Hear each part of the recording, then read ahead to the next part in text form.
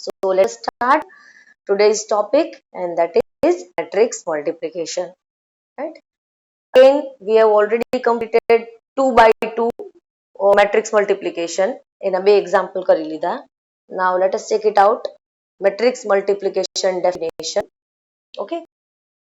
Two matrices A and B are said to be confirmable for multiplication if the number of columns of A matrix is the same as the number of rows of B matrix. એટલે કે A અને B બે matrix multiplication માટે confirm તો થઈ શકે જો A matrix ની નંબર ઓફ કોલમ્સ અને B મેટ્રિક્સ ની નંબર ઓફ રોઝ બંને ઇક્વલ હોય. Just remember the example જે આપણે previous lecture માં કરેલા હતા. બરાબર, નોર્મલી આપણે 2 by 2 મેટ્રિક્સ કરેલા હતા, પણ તોય તમે જો વિચારો તો A મેટ્રિક્સ ની નંબર ઓફ કોલમ્સ 2 હતી અને B મેટ્રિક્સ ની નંબર ઓફ રોઝ 2 હતી. એટલે બંને વસ્તુ ઇક્વલ હોય તો જ બે મેટ્રિક્સ નું મલ્ટિપ્લિકેશન પોસિબલ થાય. બરાબર, તો જ તમે A B મલ્ટીપ્લાય કરી શકો. જો A ની નંબર ઓફ કોલમ્સ અને B ની નંબર ઓફ રોઝ એક સરખી હોય તો. મલ્ટિપ્લિકેશન કરવા માટે આપણે પહેલા મેટ્રિક્સ ને રો મેટ્રિક્સ કહીએ છીએ અને બીજા મેટ્રિક્સ ને કોલમ મેટ્રિક્સ કહીએ છીએ. મલ્ટિપ્લિકેશન કરવાનું થાય ત્યારે, બરાબર, કન્ડિશન ચેક કરવાની થાય ત્યારે ફર્સ્ટ મેટ્રિક્સ ની નંબર ઓફ કોલમ્સ એક સરખી હોવી જોઈએ બીજા મેટ્રિક્સ ની નંબર ઓફ રો સાથે. બરાબર, આ એનું એક્ઝેક્ટલી ઓપોઝિટ છે.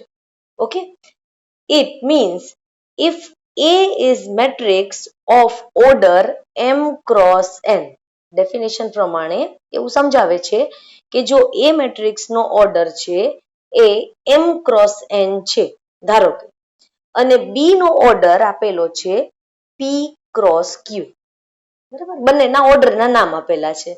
પછી 1/3 હોય, 3/1 હોય, 2/3 હોય, 3/2 હોય, જે કાંઈ પણ હોય, whatever it is.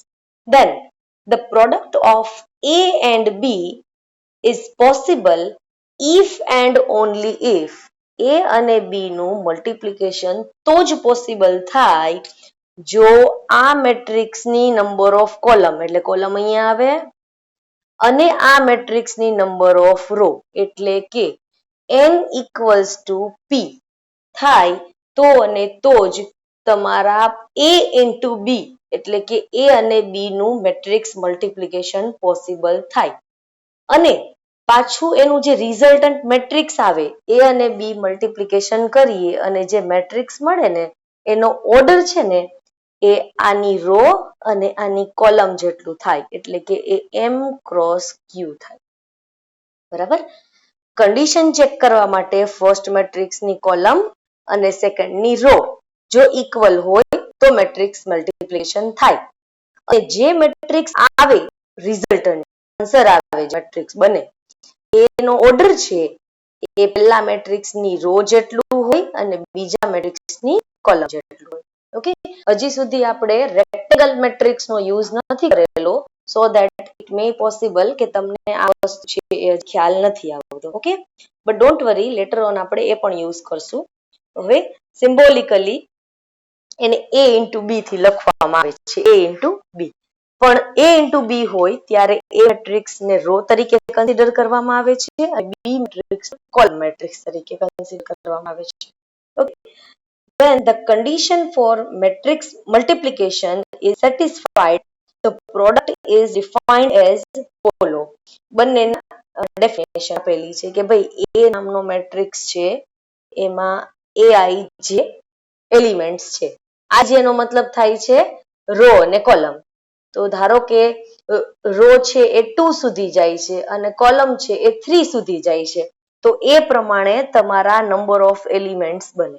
બરાબર, હવે ધારો કે આનો ઓર્ડર m cross n છે, B નામનો મેટ્રિક્સ છે, એની અંદરના એલિમેન્ટ્સ નથી આપેલા પણ એ BIJ છે અથવા તો તમે BIK પણ કહી શકો, કે ફોર કોલમ અહીંયા મતલબ એવો થાય છે.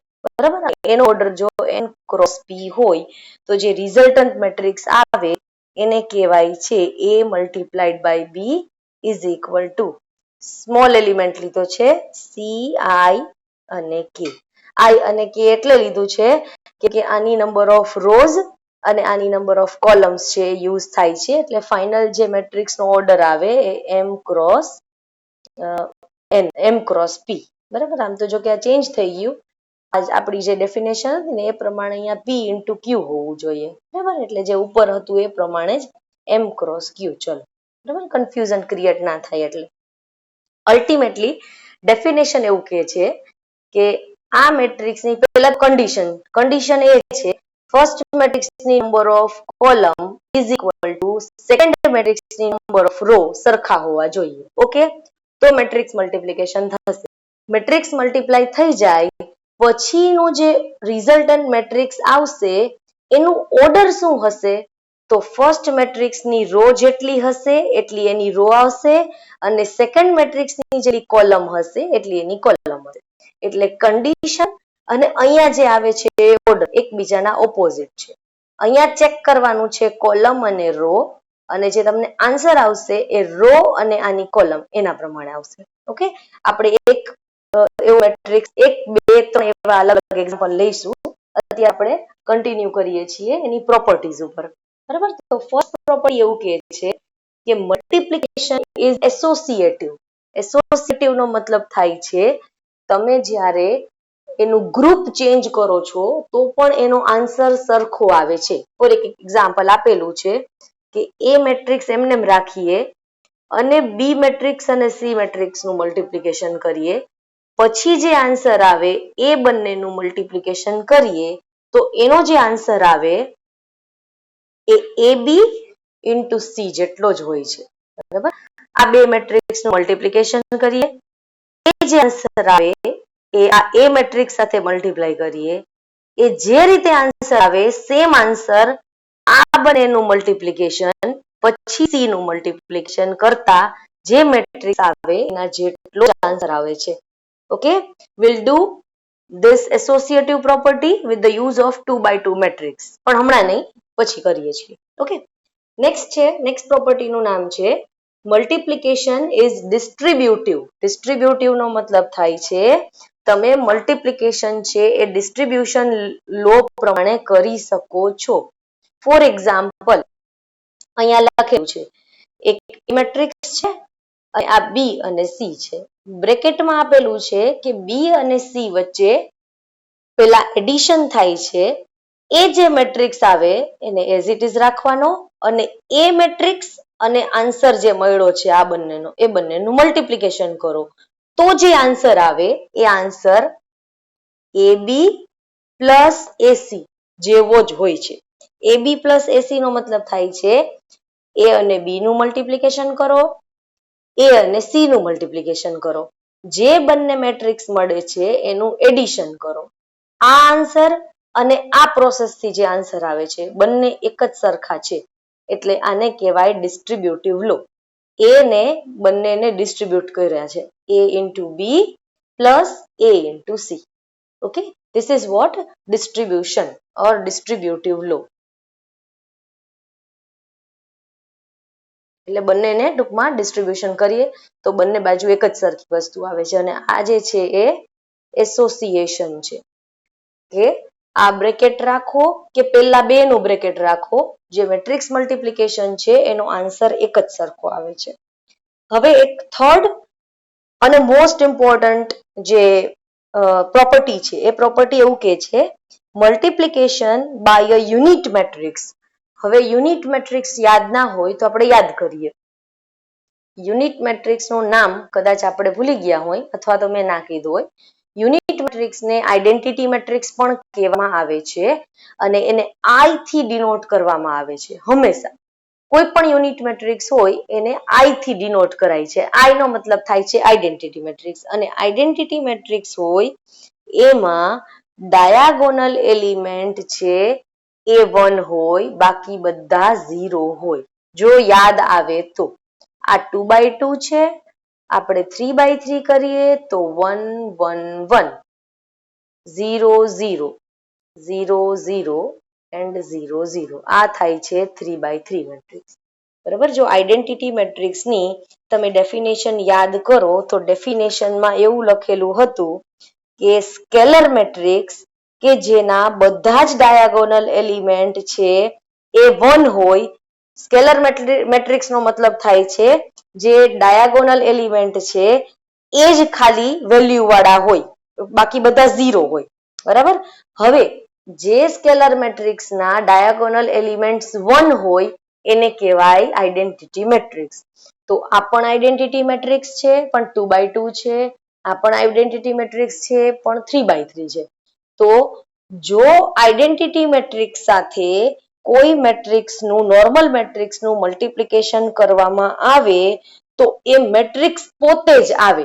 હું સિમ્પલ વસ્તુ અહીંયા લખું છું. પહેલા એ છે A into I. I એટલે કે આઈડેન્ટિટી મેટ્રિક્સ. કેટલામી ઓર્ડરના? તો જે ઓર્ડરનો એ મેટ્રિક્સ હોય ને એ જ ઓર્ડરનો આઈડેન્ટિટી મેટ્રિક્સ એઝ્યુમ કરવાનો. ધારો કે એ આપણો 2x2 છે તો I પણ 2x2 લઈ શકાય. એ 3x3 હોય તો I પણ 3x3 હોય. Is equal to A matrix. Or you can say it is equal to I into A. આ કેના જેવું છે? હું એવું લખું કે મારી પાસે 100 છે એને હું 1 સાથે મલ્ટીપ્લાય કરું કે 1 ને 100 સાથે મલ્ટીપ્લાય કરું. આન્સર શું આવશે? 100. સેમ વસ્તુ અહીંયા છે. તમે A into I કરશો અથવા તો I પહેલા લેશો અને A પછી લેશો તો બંનેનો આન્સર છે ને એ એક જ આવશે. શું? એ મેટ્રિક્સ. કેમ કે આઈડેન્ટિટીનો મતલબ જ એ થાય છે કે એ જે મેટ્રિક્સ સાથે મલ્ટીપ્લાય થાય ને, જે કોઈ પણ મેટ્રિક્સ સાથે, એ મેટ્રિક્સ જ આન્સરમાં આવે. જેમ કે અહીંયા આપણે આઈડેન્ટિટી એલિમેન્ટ લીધું. મલ્ટિપ્લિકેશન હોય ને નોર્મલ ગુણાકાર, ગુણાકાર માટેનો જે યુનિટ છે કે જે આઈડેન્ટિટી એલિમેન્ટ કહેવાય કે કોઈ પણ વસ્તુ સાથે મલ્ટીપ્લાય કરો, કોઈ પણ ડિજિટ સાથે કરો, એ ડિજિટ એ ને એ જ આવે. તો એ ગુણાકારનો મલ્ટિપ્લિકેશનનો આઈડેન્ટિટી એલિમેન્ટ 1 છે. તો કોઈ પણ ડિજિટ સાથે તમે 1 મલ્ટીપ્લાય કરશો ને તો એ જે ડિજિટ સાથે કરેલું હશે ને એ જ આવશે. સેમ એવી રીતે મેટ્રિક્સ મલ્ટિપ્લિકેશનમાં એક એવો મેટ્રિક્સ છે કે જે કોઈ પણ મેટ્રિક્સ સાથે મલ્ટીપ્લાય કરો, તમે ઓર્ડર આમ રાખો કે ઓર્ડરને ચેન્જ કરી નાખો, પણ જે આન્સર હશે ને એ હંમેશા એ જ મેટ્રિક્સ આવશે કે જે આઈડેન્ટિટી સિવાયનો નથી. અને જે આઈડેન્ટિટી મેટ્રિક્સ છે એ આપણે આવી રીતે લખીએ છીએ. 2x2 મેટ્રિક્સ હોય તો ડાયાગોનલ એલિમેન્ટ ખાલી સામસામે 2 જ આવશે. 3x3 મેટ્રિક્સ હોય તો 3 રોઝ 3 કોલમ્સ. અને આ જે ડાયાગોનલ જે લાઈન છે, ડાયાગોનલ પ્રિન્સિપલ કહીએ છીએ, 1 1 1 અને બાકીના બધા 0 0 0. આને કહેવાય ડાયાગોનલ આઈડેન્ટિટી મેટ્રિક્સ અથવા તો યુનિટ મેટ્રિક્સ. યુનિટનો મતલબ થાય છે એક. બરાબર. તો આ જે થર્ડ છે એ ઇમ્પોર્ટન્ટ છે. ઘણી બધી જગ્યાએ આપણે આનો યુઝ કરીશું. બરાબર. કે એ ને I સાથે મલ્ટીપ્લાય કરો કે I ને A સાથે મલ્ટીપ્લાય કરો, આન્સર છે એ હંમેશા એ જ આવે. B હોય, C હોય, D હોય કે કોઈ પણ મેટ્રિક્સ હોય, તમે I સાથે મલ્ટીપ્લાય કરો એટલે એ મેટ્રિક્સ એઝ ઇટ ઇઝ રહે, જે હોય એ જ. ઓકે. હવે લાસ્ટ એક પ્રોપર્ટી છે જે હું અહીંયા લખું છું. આપણે જ્યારે એક્સપ્લેન કરવાની થશે એક્ઝામ્પલ પ્રમાણે ત્યારે હું તમને સમજાવીશ. Multiplication is not commutative. બુકમાં થોડીક પ્રિન્ટિંગ મિસ્ટેક હશે તો અહીંયા જોઈ લેજો. મલ્ટિપ્લિકેશન કમ્યુટેટિવ નથી. કમ્યુટેટિવ નો મતલબ થાય છે આપણે જ્યારે એની જગ્યા બદલીએ છીએ, AB એન્ડ BA, તો આને કમ્યુટેટિવ કહેવાય, જે નથી. મેટ્રિક્સ મલ્ટિપ્લિકેશન છે એ કમ્યુટેટિવ નથી. બરાબર. લાસ્ટ લેક્ચરમાં આપણી પાસે 2 મેટ્રિક્સ હતા 2x2 ઓર્ડરના. બંનેનું A into B કર્યું, પછી B into A કર્યું, અને બંને મેટ્રિક્સમાં કેટલો બધો ચેન્જ આવતો હતો એ આપણને ખબર છે. આવું એટલે પોસિબલ નથી કારણ કે A into B કરીએ ત્યારે A ની રો ચેક કરવામાં આવે છે અને B ની કોલમ ચેક કરવામાં આવે છે. જ્યારે B into A કરીએ ત્યારે B ની રો ચેક કરવામાં આવે છે અને A ની કોલમ ચેક કરવામાં આવે છે. જેથી એની જે પ્લેસ આપણે રાખેલી છે ચેન્જ થઈ જાય છે, રો કોલમ એક્સચેન્જ થઈ જાય છે, એટલે આ બંને વસ્તુ પોસિબલ નથી. આ ક્યારે પોસિબલ થાય? જો A અને B બંનેના એલિમેન્ટ્સ એક જ સરખા હોય. A ની અંદર 1 2 3 4 છે. સેમ આ જ અરેન્જમેન્ટમાં સેમ આ જ એલિમેન્ટ B માં હોય તો તમે કહી શકો કે AB is equal two BA. Otherwise એવી કોઈ જ પોસિબિલિટી નથી કે AB is equal two BA થાય. Right? This is the fourth property જે કમ્યુટેટિવ નથી એવું કહે છે. મેટ્રિક્સ મલ્ટિપ્લિકેશન કમ્યુટેટિવ નથી. હા, નોર્મલ મલ્ટિપ્લિકેશન હોય તો એ છે. નોર્મલ મલ્ટિપ્લિકેશન એટલે મેં હમણાં લખ્યું 100 into 1 કરો, 1 into 100 કરો તો આન્સર તો સેમ જ આવવાનો છે. But it is not true in this case. એક જ કન્ડિશન છે જ્યારે આ સાચું પડે. એ કન્ડિશન છે જો તમારો એક મેટ્રિક્સ જેવો જ બીજો મેટ્રિક્સ હોય તો. Otherwise it is not possible. Okay, તો this are 4 properties of matrix multiplication જે આપણે અલગ અલગ એક્ઝામ્પલમાં જોવાની છે.